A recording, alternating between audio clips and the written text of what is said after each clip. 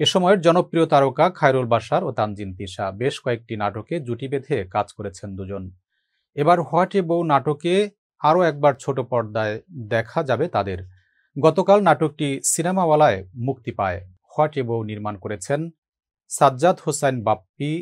নাটকের গল্প স্বামী স্ত্রীকে কেন্দ্র করে। স্বামীর চরিত্রে অভিনয় করা বাশার বলেন, গল্পটি একজন বাউন্ডুলে যুবকের, যার কাছে জীবন মানে শুধুই আড্ডা ও সময় নষ্ট করা।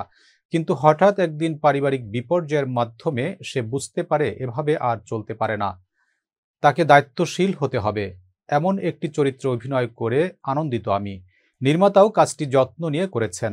আর তিশা দুর্দান্ত একজন অভিনেত্রী, যা নতুন করে বলার কিছু নেই। আশা করি কাজটি সবার ভালো লাগবে। নাটকটি নিয়ে নির্মাতা বাপ্পিও আশাবাদী।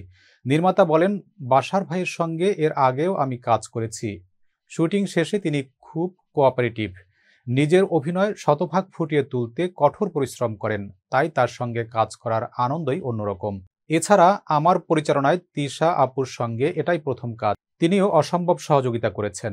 এরই মধ্যে দর্শক ভালো রেসপন্স করেছে। আশা করছি নাটকটির প্রতি দর্শকের ভালোবাসা অব্যাহত থাকবে। নাটকটিতে বাশার ও তিশা ছাড়া আরও অভিনয় করেছেন সাবেরি জামান, আনোয়ার শাহী, এবি রোকসান সহ আরও অনেকে।